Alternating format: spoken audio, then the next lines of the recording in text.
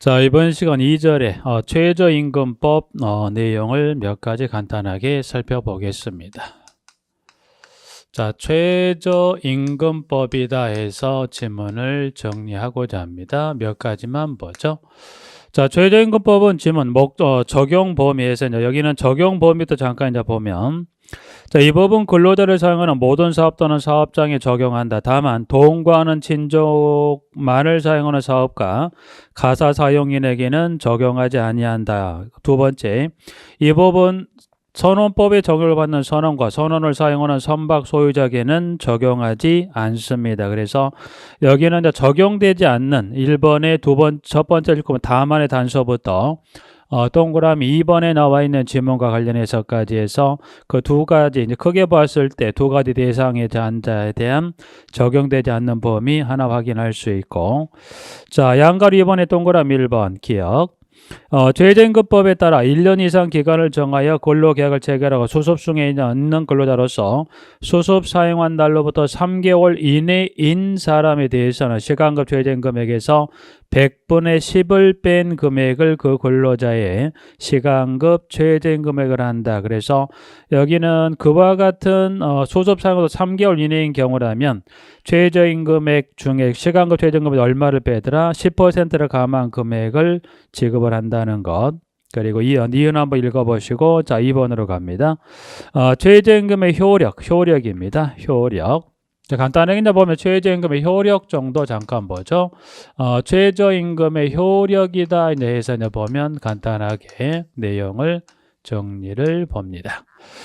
최저임금 효력은 지금 이제 보면 동그라미 2번에 사용자는 최저임금에 적용을 받는 근로자에게 최저임금액 이상을 지급을 해야 되는 건 맞죠? 기억번, 니은. 사용자는 이 법에 따라 최저임금을 이유로 정전 임금 수준을 낮추어서는 안 된다. 니은번. 그 다음 디귿.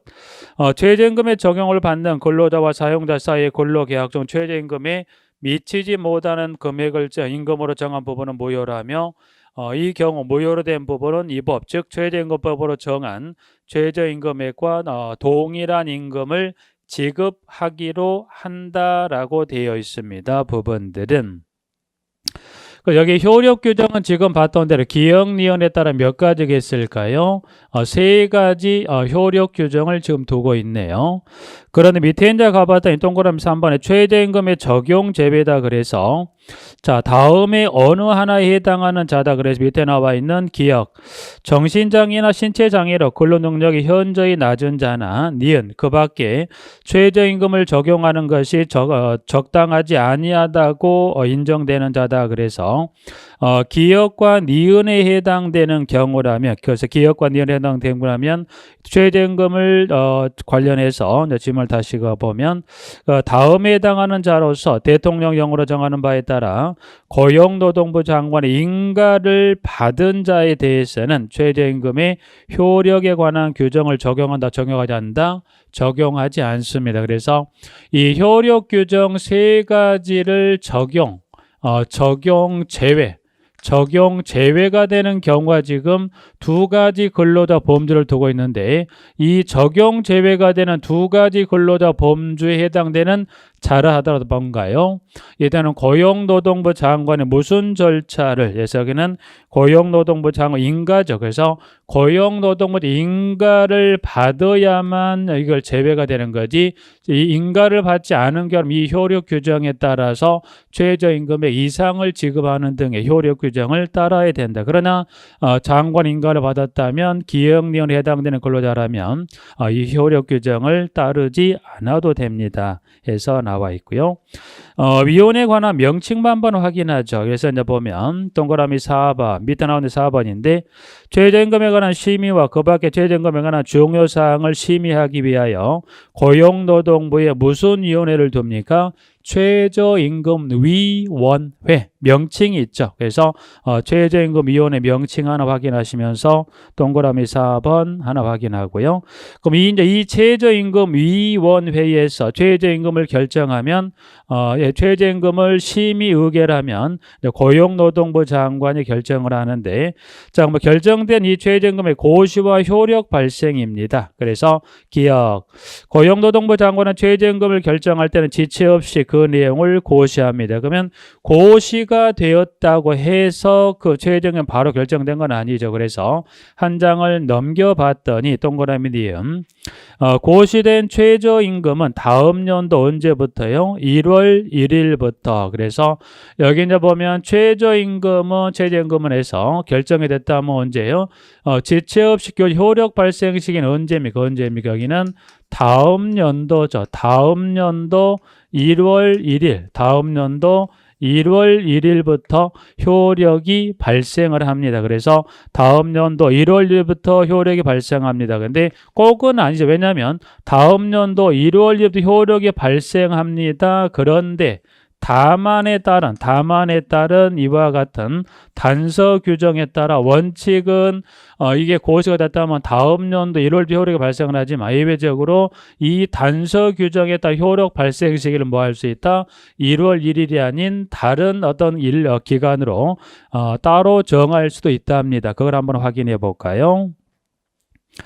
자, 그래서 질문은 다만 고용노동부 장관은 사업의 종류별로 임금 교섭 시기 등을 고려하여 필요하다고 인정하며 효력 발생 시기를 뭐 할 수 있다? 따로 정할 수 있다. 그래서 고시가 된 최저임금은 꼭 다음 년 1월 1일이 아니라 예외적으로 이와 같은 단서 규정에 따르면 효력 발생 시기를 뭐 할 수 있다? 따로 정할 수도 있다. 그래서 최저임금법 관련한 부분 하나 간단하게 내용 정리했고요. 자, 그 다음에 법령명이 좀 깁니다. 3절에 이제 가보니까 남녀 고용 평등과 일 가정 양립 지원에 관한 법률이다. 그래서 법률명이 좀 길어요. 그래서 남녀 고용 평등과 일 가정 양립 지원에 관한 법률입니다라고 해서 이렇게 법률명이 긴데 여기다 보면 몇 가지 정도 1번에 남녀의 평등한 기회 보장 및 대우 등이다. 그래서 1번부터 9번까지는 뭘 설명하냐면 여기는 보시면 1번 잠깐 볼게요. 굳이 1번부터 마지막만 일단 한번 보면 1번은 사업주는 근로자를 모집하거나 채용할 때 남녀를 차별하여서는 아니 됩니까? 그렇죠. 1번에서부터 쭉 해서 9번으로 갑니다. 사업주는 여성 근로자의 혼인, 임신 또는 출산을 퇴직 사유로 예정하는 근로계약을 체결하여서는 아니 됩니다. 그래서 1번부터 쭉 해서 9번까지 관련 부분 쭉 설명을 하고 있는 부분에서 여기는 기회보장 및 대우 등을 평등하게 하십시오라고 해서 나와 있고요. 배우자의 출산휴가, 배우자가 출산했다면 휴가를 주게 됩니다. 그래서 이제 보면 사업주는 근로자가 배우자의 출산을 이유로 휴가를 청구하는 경우는 5일의 범위에서 3일 이상의 휴가를 준다. 이 경우 휴가 기간은 휴가 기간 중 최초 며칠을 유급을 합니다. 3일은 유급을 하고요. 이 휴가, 즉 이 일에 따른 휴가는 근로자의 배우자가 출산으로부터 며칠이 지나면 청구할 수 없다. 30일이 지나면 청구할 수가 없습니다. 그래서 배우자의 출산 휴가 좀 하나 확인할 수 있고 또 난임 치료 휴가도 하나 좀 볼까요? 1번 근로자는 사업자는 근로자가 인공수정 또는 체외수정도 난임 치료를 받기 위하여 휴가 이거를 난임 치료 휴가다. 그래서 휴가를 청구한 경우에는 연간 3일 이내 휴가를 주게 돼 있습니다. 이 경우 최초 1일은 유급을 한다. 다만 근로자가 청구한 시기에 휴가를 주는 것이 정상적인 사업에 중대한 지장을 초래하는 경우에는 협의하여 시기를 따로 정할 수 있다. 그리고 2번하고 3번은 난임치료를 받기 위한 휴가를 시작하려는 근로자는 난임치료 휴가를 시작하려는 날의 몇 일 전까지 3일 전까지 사업주에게 신청을 하고요. 사업주는 난임치료 휴가를 신청한 근로자에게 난임치료를 받을 사실을 증명할 수 있는 서류를 제출 요구할 수 있을까요? 네. 배우자 출산휴가 난임치료가 하나 받고 그 다음에 이제 볼 거는 육아휴직이죠. 육아휴직. 자, 육아휴직은 많이 매체라든가 주위에서 많이 들어보셨을 부분들인데 육아휴직은 일단은 사업장에 출근하지 아니하고 대상의 자녀를 돌보는 걸 육아휴직이라 그렇습니다.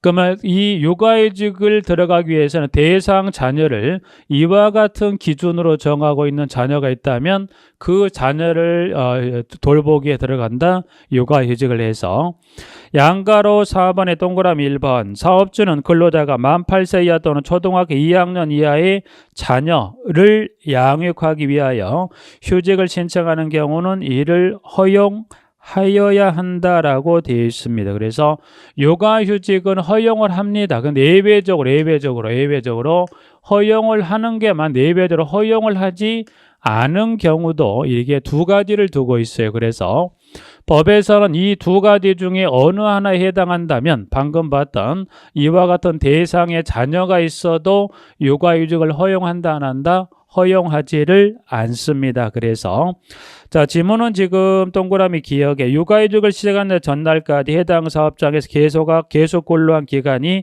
6개월 미만인 근로자라면, 그리고 니은 같은 영유아에 대해서 배우자가 육아휴직을 하고 있는 근로자라면, 그렇죠. 그래서 육아휴직을 하고 있는 근로자입니다. 그래서 여기는 기억 또는 니은 중에 어느 하나의 경우는 이때는 육아휴직을 허용한다 안 한다? 이때는 허용하지를 않습니다. 그래서 이 두 가지를 경우를 빼 나머지 경우에 이 대상 자녀가 있었을 때 근로자가 육아휴직을 신청하면 그때는 육아휴직을 허용을 합니다. 여기는 선택여지가 아니라 반드시 해줘야 되는 부분이 있고요. 자, 육아휴직하고 같이 뭘 하나 이제 볼 게 또 하나 있냐면 육아기 근로시간 단축이란 게 있습니다. 그래서 밑에 보면 문항 지문의 양가로 5번에 가보면 육아기 근로시간 단축이라고 그랬습니다. 단축. 여기는 육아기 근로시간 단축은 따로 떼서 보는 게 아니라 방금 육아휴직을 들어갈 수 있는 대상의 자녀는 나이로 봤을 때 만 8세 이하 초등학교 2학년 이하의 자녀가 있게 되면 육아휴직을 들어가서, 즉 사업장에 출근하지 않고 대상의 자녀를 돌보았다면 이와 같은 대상의 자녀가 있었을 때 이때 육아기 근로시간 단축이라는 건 이거는 사업장에 출근을 하는 겁니다. 출근을 해서 근로시간을 뭐 했다? 단축을 해서 단축된 근로시간을 통해서 그와 같은 대상 자녀를 돌보는 걸 뭐라고 그래요? 이거를 육아기 근로시간 단축이라 그렇습니다. 그래서 좀 전에 그 사회보험을 할 때 그 고용보험의 보험급여 사업 중에 육아휴직 급여와 그리고 육아기 근로시간 단축 급여라는 게 있었어요. 그래서 그 육아휴직 급여와 그리고 육아기 근로시간 단축 급여는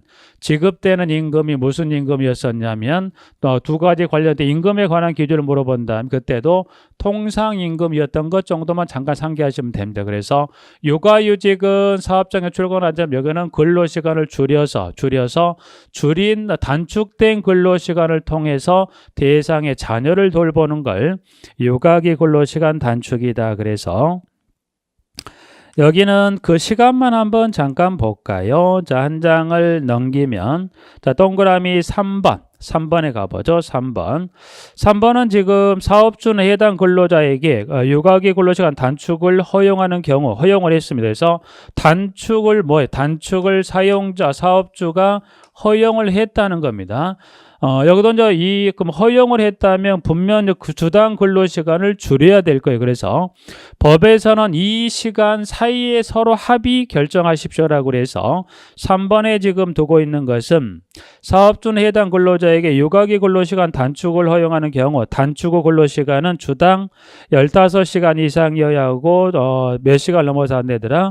30시간을 넘어서는 안 된다. 그래서 여기는 허용을 했다면 최소 15시간에서 30시간을 넘어가지 않는 이 시간, 최소 15시간에서 30시간을 넘어간 이 사이에 근로자와 사업주가 서로 합의해서 근로시간을 단축을 하고 단축된 근로시간을 통해서 대상 자녀를 돌보는 걸 뭐라고 그랬습니까? 그거를 육아기 근로시간 단축이다라고 설명을 하고 있는 부분 확인할 수 있고요. 자, 밑에 양가로 6번 직장 내 성희롱의 금지 및 예방 등이다. 그래서 쭉 나와 있는 간방을 쭉 몇 가지 읽어가면서 내용을 보도록 하겠습니다. 1번 사업주, 상급자 또는 근로자는 직장 내 성희롱을 하여서는 아니 된다. 당연한 이야기 1번. 2번 사업주는 직장 내 성희롱을 예방하고 근로자가 안전한 근로 환경에서 일할 수 있는 여건을 조성하기 위해 직장 내 성희롱 예방을 위한 교육을 매년 실시합니다. 그리고 3번 직장 내 성희롱 예방을 위한 교육, 즉 성희롱 예방 교육을 했다면 연일 이상 하고 서류를 몇 년간 보관합니까? 3년간 보관합니다. 그리고 4번은 사업주는 성희롱 예방 교육을 고용노동부 장관이 지정하는 기관에 위탁하여 실시할 수 있다. 그래서 여기는 성희롱 예방을 위탁했을 때 그때 장관은 누구 장관이 지정하는 기관에 위탁한다고 되어 있냐면 여기는 노동부 장관 정도의 장관에 관한 명칭 정도 하나 확인하시고요. 자, 5번으로 갑니다. 자, 그럼 성희롱 예방교육은 어떻게 이루어집니까? 질문에 사업의 규모나 특성 등을 고려하여 직원 연수, 조회, 회의, 인터넷 등 정보통신망을 이용한 사이버 교육 등을 통하여 실시할 수 있습니다. 그런데 지금 이어지는 다만에 따른 단서 규정은 이와 같은 형태의 성희롱 예방 교육을 했다면 그거는 인정을 한다는데 그건 인정을 하지 않겠다는 겁니다. 그래서 다만 단순히 교육자료 등을 배포 게시하거나 전조우편을 보내거나 게시판에 공지하는 데 그치는 등 근로자에게 교육 내용이 제대로 전달되었는지 확인하기 곤란한 경우에는 예방교육을 한 것으로 본다, 보지 않는다. 이때는 예방교육을 한 것으로 보지 않는다는 겁니다. 그래서 동그라미 5번에서는 이와 같은 방법 등을 통해 실시할 수 있는데 다만의 단서에 따른 경우라면 그때는 이때는 이 교육을 하지 않는 것으로 보겠다라고 지문을 정하고 있습니다. 그래서 간단하게 보면 이 남녀 고용 평등과 일가정 양립 지원에 관한 법률 하나 정리할 수 있고요. 자, 그 다음에 보고자 하는 게 지금 나와 있는 근로자 퇴직급여 보장법이다. 그래서 보면 여기도 영어들이 쭉 해서 1번부터 쭉 해서 마지막 9번 퇴직연금 사업자까지 쭉 여러 가지가 나와 있습니다. 그래서 여기는 일단은 그 지문 중에 2번에 퇴직급여 제도, 퇴직급여 제도 하게 되면 이 법령상에 몇 가지 제도를 주고 있냐면 확정급여형 퇴직연금 제도,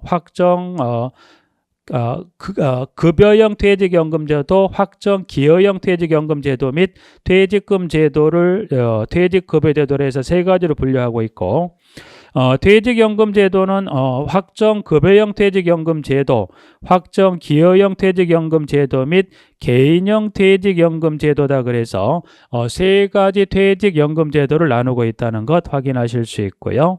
밑에 지문에 가보면 동그라미 4, 5, 6은 방금 동그라미 3에 나와 있는 세 가지 퇴직연금 제도에 관한 용어를 쭉 설명하고 있는 부분들입니다. 그래서 그 중에 특히 4번하고 5번 좀 볼까요? 6번 한번 읽어보시되, 자, 4번은 확정 기여형 퇴직연금 제도는 어떤 제도를 말하냐. 그래서 여기는 근로자가 받을 급여 수준이 사전에 확정되어 있는 퇴직연금 제도를 확정급여형 퇴직연금 제도라. 그리고 5번 확정 기여형 퇴직연금 제도는 급여의 지급을 위하여 사용자가 부담해야 할 부담금 수준이 사전에 결정되어 있는 퇴직연금 제도를 확정 기여형 퇴직연금 제도라 설명하고 있습니다. 그래서 개인형 퇴직연금 제도 쭉 한번 읽어서 영어는 일단은 분류상 관련 2번하고 3번 그리고 연금제도 관련해서 4, 5, 6 정도에서 하나 간단하게 좀 읽어보시도록 하고요. 여기서 보면 영어 정의 살폈고 지금 보면 퇴직급여 제도, 자, 퇴직급여 제도는 지금 용어에 관한 정의에 보면 퇴직급여 제도는 세 가지 퇴직급여 제도로 이게 분류가 된다는 것. 지금 보면 동그라미 2번에서 확정급여형, 확정기여형 퇴직금 제도다. 그래서 세 가지 퇴직급여 제도에 관한 부분을 설명하고 있었어요. 그러면 이 퇴직급여 제도는 그러면 지금 보고자 하는 이 퇴직급여 제도, 이 퇴직급여 제도는 근로자라면 모두 다 이 퇴직급여 제도를 설정을 해야 합니까? 라는데 자, 지문에 뭐라고 설명하고 있냐. 동그라미 1번에 가보니까 자, 사용자는 퇴직하는 근로자에게 근로자에게 급여를 지급하기 위하여 퇴직급여 제도 중 하나 이상의 제도를 설정한다. 그렇죠? 이때는 퇴직급여 제도 중이란 건 방금 이 세 가지 중에 방금 분류상에 봤던 세 가지 중에 하나의 제도를 설정한다고 그랬습니다. 그런데 단서를 줘놨네요. 다만 계속 근로 기간이 1년 미만인 근로자 4주간을 평균하여 1조 소정 근로 시간이 15시간 미만인 근로자에 대하여는 것은 여기는 계속 근로 기간 1년 미만인 근로자나 4주 평균 1조 소정 근로 시간이 15시간 미만인 근로자라면 그때는 뭐야? 퇴직급여 제도를 설정한다 안 한다? 설정하지 않는다는 겁니다. 그 부분들. 그래서 1번 하나 확인하실 수 있는 것. 이제 그 정도 지문 하나 확인해서 내용을 하나 봐두시고 나머지 그냥 쭉 넘어가실까요? 넘어갑니다. 넘어가고요. 여기서 이제 퇴직급여 제도 하나 정리했었고 부분들은 지문 한 장을 넘겼을 때 지금 지문에 가보면 퇴직급여 등의 우선 변제다. 그래서 이제 보면 퇴직급여 등 그래서 지문은 지금 그러면 여기서는 이제 보면 자 보죠. 여기서는 세부적인 내용보다는 이제 보면 퇴직급여 등입니다. 그래서 그러면 여기는 지금 양가로 3번에 퇴직급여 등의 우선 변제다 했을 때 그러면 퇴직급여 등입니다. 그러면 여기서 퇴직급여 등이라고 했을 때 이 퇴직급여 등이라고 했을 때 이 퇴직급여 등에는 여기는 몇 가지 의미가 포함된 개념의 퇴직급여 등인지를 보죠. 그러면 여기는 몇 가지가 포함된 지문을 이와 같이 퇴직급여 등이라고 표현했는 걸 잠깐 확인하시자는 거예요. 자, 지문 첫 번째 갑니다. 가보실까요? 자, 사용자에게 지급 의무가 있는 지금 여기서는 그러면 지금 이제 보면 이제 먼저 그러면 여기서 퇴직급여 등 하게 되면 이 중에는 퇴직급여 등은 여기는 네 가지가 포함된 개념을 퇴직급여 등이라 표현했습니다. 그래서 첫 번째 줄의 첫 시작에 이제 가보면 여기는 네 가지가 포함됐다고 말씀드렸고 넷 중에 첫 번째가 되는 게 퇴직금 그리고 두 번째 확정급여형 퇴직연금제도의 급여 두 번째가 됩니다. 세 번째가 확정기여형 퇴직연금제도의 부담금 중 미납입 부담금 및 미납입 부담금에 대한 지연이자가 세 번째가 되는 겁니다. 그리고 네 번째, 개인형 퇴직연금 제도의 부담금 등 미납입 부담금 및 미납입 부담금에 대한 지연이자. 그래서 퇴직금부터 출발해서 마지막 세 번째 줄에 부담금에 대한 지연이자 양가로 이하 뭐라고 되어 있냐면 퇴직급여 등이다. 그래서 이 퇴직급여 등 하게 되면 총 몇 가지가 포함된 개념을 설명하고 있냐면 네 가지가 포함된 개념을 이야기하고 있는 게 지문입니다. 자, 그러면 여기서는 그 의미 하나 확인해 두시고 자, 동그라미 지문에 3번에 가보죠. 3번. 그러면 지금 보면 최종 몇 년간이냐면 최종 3년간이죠. 그러면 최종 3년간의 퇴직급여 등은 뭐 하게 돼 있다? 동그라미 3번에 가면 최우선 변제라고 돼 있죠. 그래서 동그라미 3번에 가면 최종 3년간의 퇴직급여 등은 사용자의 총 재산에 대하여 질권 또는 저당권에 의해 담보된 채권, 조세 공과금 및 다른 채권에 우선하여 모아요.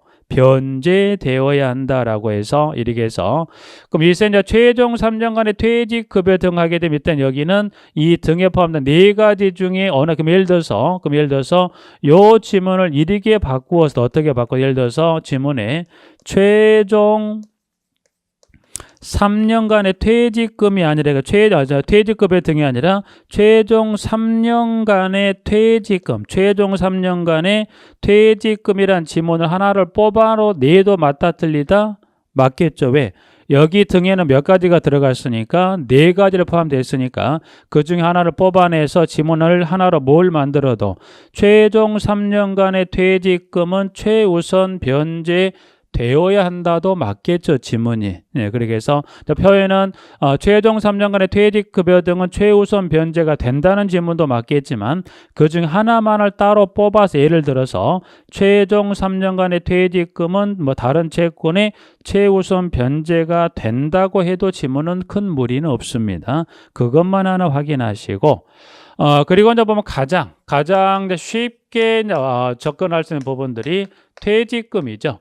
퇴직금도 그러면 퇴직금을 지급할 때 퇴직금은 지급과 관련한 부분 퇴직 시 그러니까 퇴직금은 퇴직 사유가 퇴직했을 때 지급하는 거고요. 퇴직금은 퇴직금 중간정산 사유를 이 법령 시행령에서 정해놨어요. 그래서 이 관련 법에 근로자 퇴직급여 보장법 시행령에 가보면 여기는 퇴직 전이라도 이와 같은 사유가 있다면 그때는 뭐합니까? 퇴직금을 지급한다고 그랬어요. 그래서 퇴직금은 꼭 퇴직했을 때만 지급하는 게 아니라 이 사업장에 근무하는 중이라도 이 법에 따른 시행령에 따른 퇴직금 중간정산 사유 중에 하나에 해당하면 그때는 퇴직금을 중간정산해 줍니다. 부분들. 그래서 자, 이제 그렇다는 것 좀 하나 보시고, 자, 퇴직금을 제도를 설정하는 경우는 그래서 여기는 양가로 4번에 동그라미 1번 잠깐 가보죠.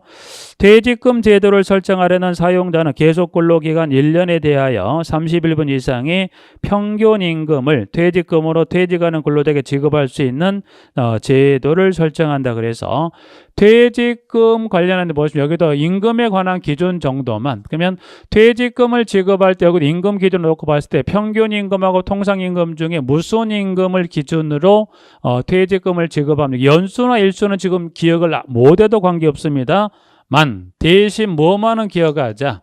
임금에 관한 기준은 기억하자. 그래서 평균 임금을 기준으로 지급을 한다더라. 그래서 퇴직금은 계속 걸려 1년간 31분 연수라든 일수는 지금 당장 기억 관계없습니다. 지금 당장은 그 연수라든 일수는 몰라도 이 퇴직금을 지급할 때 기준이 되는 임금은 무슨 임금을 기준으로 퇴직금을 지급하더라?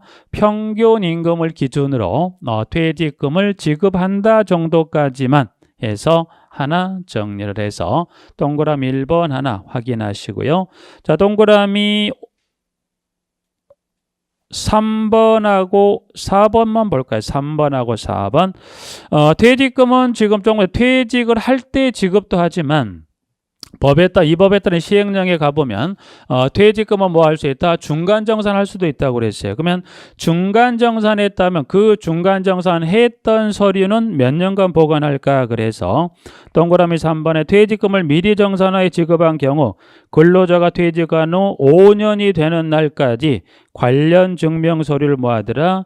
보존하여야 한다. 그래서 5년이 되는 날까지. 그리고 시효는 동그라미 4번에 퇴직금을 받을 권리는 몇 년간 행사하지 않으면 시효로 소멸합니까? 3년간 행사하지 않으면 시효로 소멸합니다. 그래서 동그라미 4번까지 해서 일단 그 부분 간단하게만 확인. 그래서 퇴직금 정도까지만 하나 정리해서 근로자 퇴직급여 보장법령 하나 정리했고요.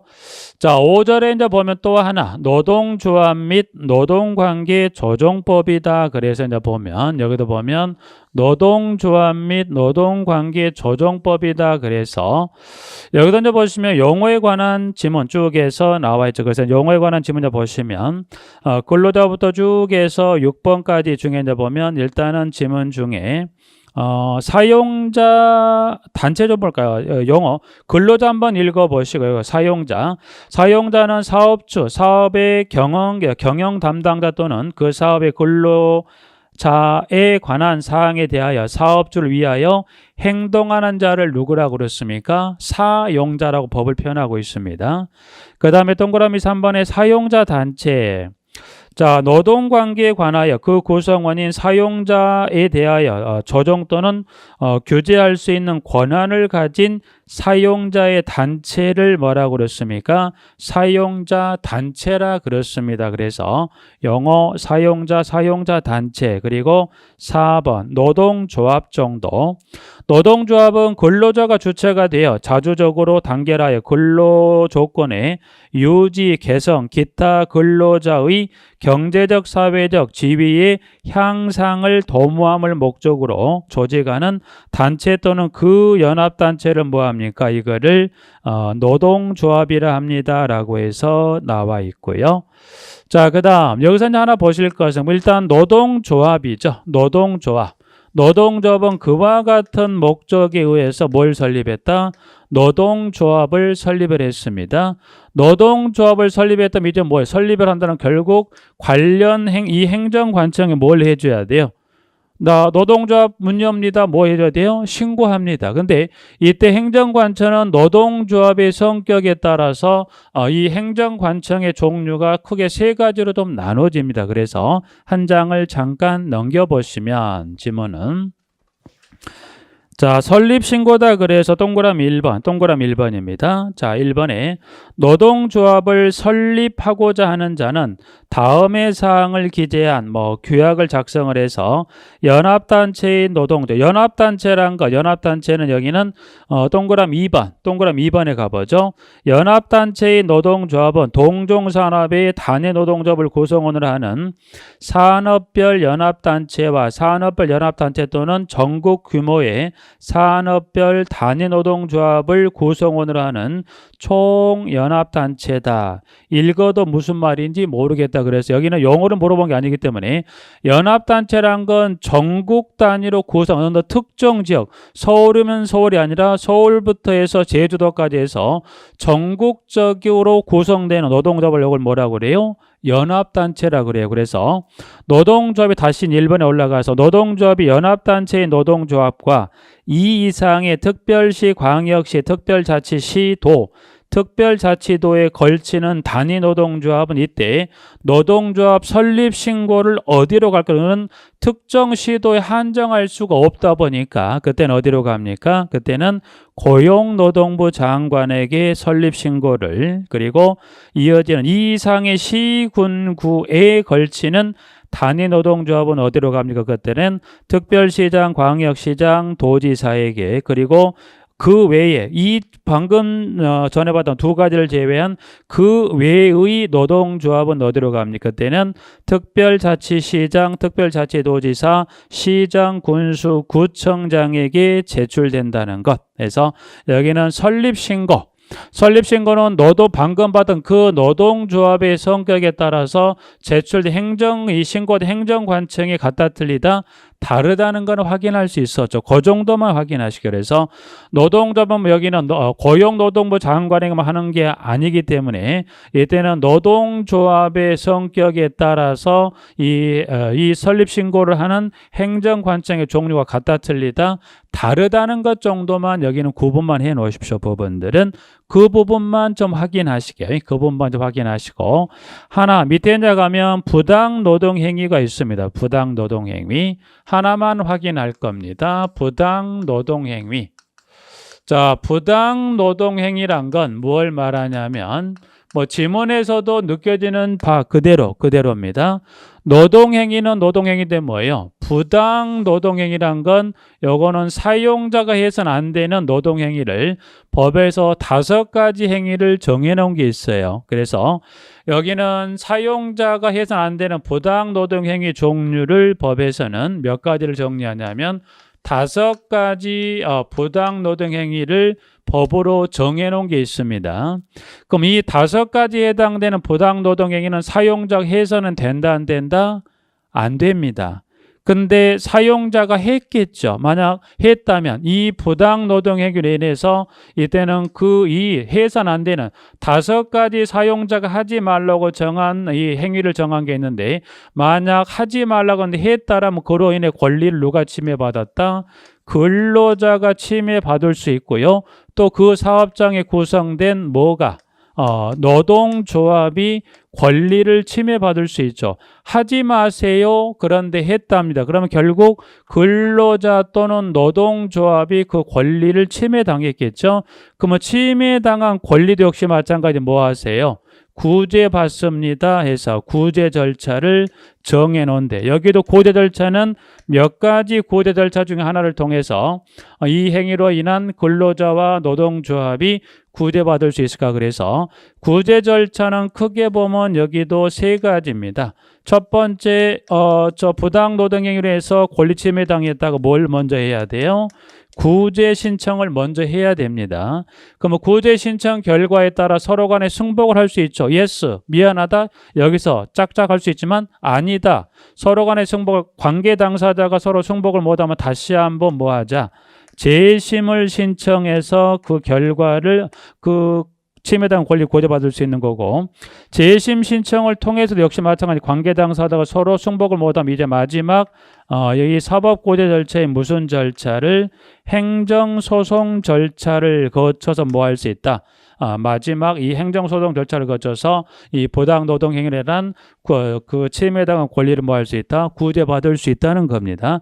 이제 그 관한 일련의 내용들을 하단 박스에 가면 부당노동 행위 종류에서 1번부터 5에 해당되는 행위를 포함해 쭉 설명을 하고 있죠. 그래서 마지막 5번 정도, 여기는 뭐 크게 내용은 어려운 부분이 없습니다. 그래서 일단 1번부터 5번에 관한 것 중에 일단 5번을 한번 볼까? 5번. 부당노동의 쭉 읽어보시면 여기는 다 아실 수 있는 부분들이에요. 여기는 처음 봤지만 처음 보도록 읽어보시는 순간에 이거는 사용자가 해서는 안 되겠다라고 해서 지문행자 가면 5번으로 한번 그 5가지 행위를 한번 보면, 자 5번에 갑니다. 근로자가 정당한 단체 행위에 참가한 것을 이유로 하거나 또는 노동위원회에 대하여 사용자가 이 규정을 위반한 것을 신고하거나 그에 관한 증언을 하거나 기타 행정관청에 증거를 제출한 걸 이유로 그 근로자를 해고하거나 그 근로자에게 불이익을 주는 행위를 하면 된다, 안 된다? 누가 봐도 처음 봐도 이건 안 된다겠죠. 이와 같은 행위를 포함해 총 몇 가지 행위를 두고 있다? 5가지를 두고 있다고 그랬고요. 그럼 이 중에 어느 하나에 해당하는 행위도 권리를 누가 침해받았다? 근로자 또는 노동조합이 권리를 침해받았다면 그 침해받은 권리에 대해서 구제 신청의 절차를 거쳐서 마지막 구제 명령 등을 통해서 마지막 뭐 할 수 있다? 구제를 받을 수 있다. 그래서 여기도 마찬가지 이제 세부적인 구제 신청이나 재심 신청이나 행정 소송의 절차에 따른 세부적인 어떤 기한이나 관련 규정에 따른 의미에 따른 법상 지문은 차후 기본 과정에 충분히 정리할 수 있는 부분이기 때문에 큰 틀로만 부당노동이 몇 가지 정리하고 있다? 5가지. 이건 누가 하면 안 돼요? 사용자가 했다면 누가 권리 침해받았다?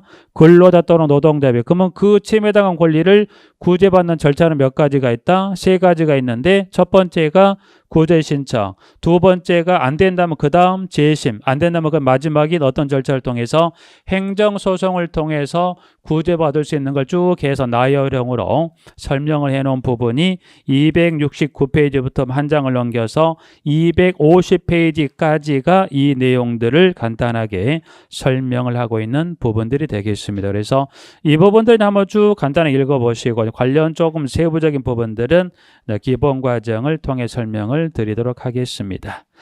일단 여기까지 일단은 해서 이제 그 지금 나와 있는 기초 입문 과정의 4주 정도 간단하게 여기 있는 내용이 전부 기본 과정에 살펴보게 될 전부 부분을 여기 다 기초 입문 과정에 수록하지는 못했습니다. 그래서 기초 입문 과정에 조금 알아봐야 될, 또 여러분이 익혀보아야 될 용어 관련 또는 한 번은 살펴봐야 될 지문 정도 간단하게 위주로 해서 내용을 쭉 해서 8장까지 쭉 구성을 해본 지금 7장에서 그리고 7장부터 8장의 노무관리 규정까지 수록을 했었던 부분들입니다. 그래서 이제 여기 입문과정 4주를 좀 마쳤고요. 다음 주부터는 이제 교재를 통해서 여기 보면 이제 기본 과정을 들어가는 시간을 갖도록 하겠습니다.